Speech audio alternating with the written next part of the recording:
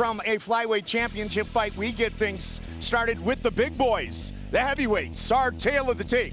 Brought to you by Dave & Buster's, the only place to eat, drink, play, and watch sports. Big difference. Look at 6'2" to 5'7", and that reach is going to be tough for Giovanni to get through. Good to see Tyrell Fortune back in the Bellator cage with the official introductions.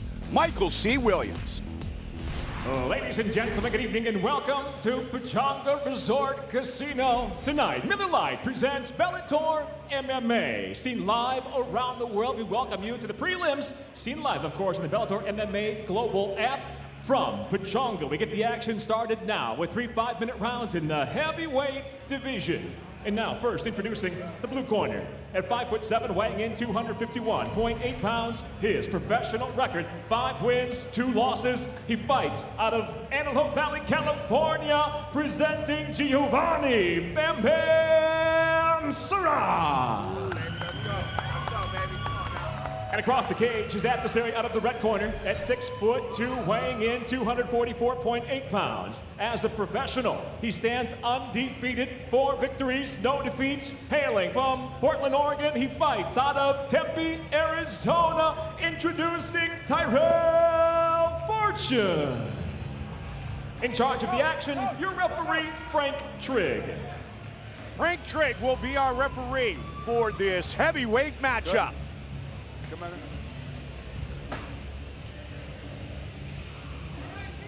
Giovanni Sarran and Tyrell Fortune. Fortune 4-0. Sarran, that man, Bam Bam, making his Bellator debut. Fight. Here we go. Tonight's fight clock brought to you by Miller Lite. Great taste and only 96 calories. Blue gloves for Bam Bam, red gloves for Fortune.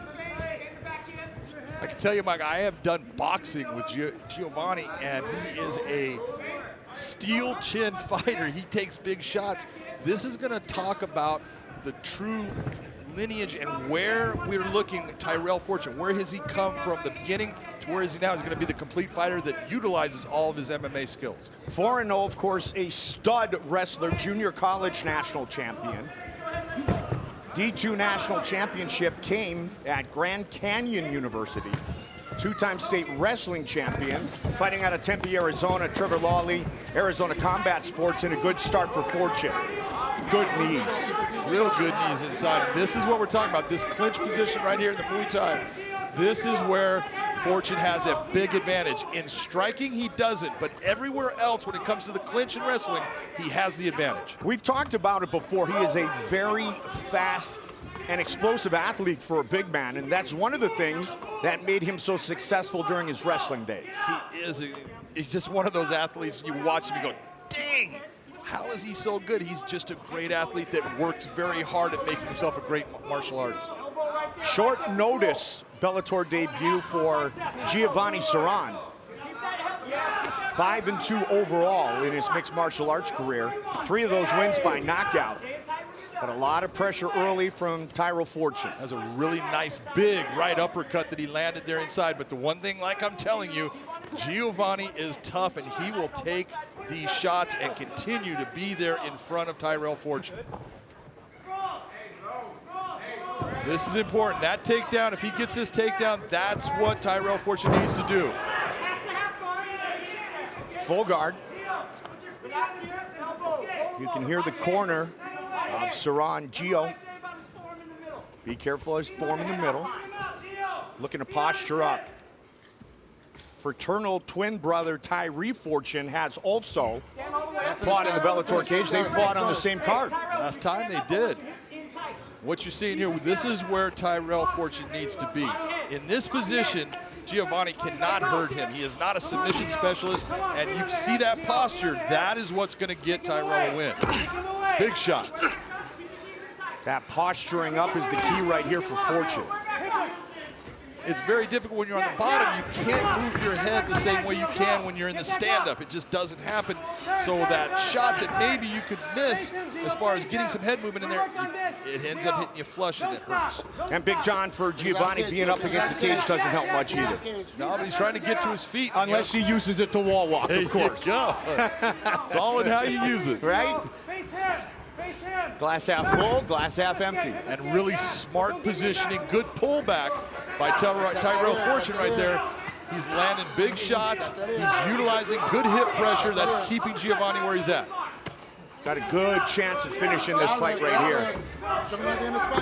You can hear Frank Trigg, the referee, telling Giovanni Sarran, got to show me that you can protect yourself and fight. And he did just that by moving. You know, you look at exactly when he's getting told, hey, I need to see something. He's doing it to say, hey, I want to stay in this fight. Just being overpowered by Fortune. It's so hard to describe what it's like to be in there with a guy who is that good at body positioning and the pressure that he can create on top of you. It's hard to explain to someone. You just can't get up. And Giovanni Sarran taking this fight on short notice. Late opponent change for Fortune. 27 years old. You can see, like I'm saying, he's taken a lot of shots, but he is tough and he will continue to take shots. He's not a guy that is easy to put away. When you and I were talking about this fight prior and breaking it down, that's one of the things you told me about Sarran. Tough dude, hard to finish, but he may be in big trouble again right now. Yeah, really, and when I say hard to finish, this is where you want your submission skills. I want submission skills because obviously I'm pounding on this guy. I keep on pounding him. He keeps on trying to get up. It's not going to end the fight for you because he is working, trying to get there. But that submission skills, I want to start trying to do those things inside here because that's where I learned. 15 seconds. Sarran looking to survive the first 5 minutes, and survive, I think, is the right word. Stop at the bell, gentlemen. Stop at the bell. Good start for Fortune.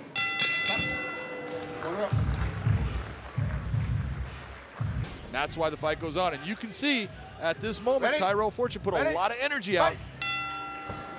That is the first thing that came out of his trainer's mouth, too.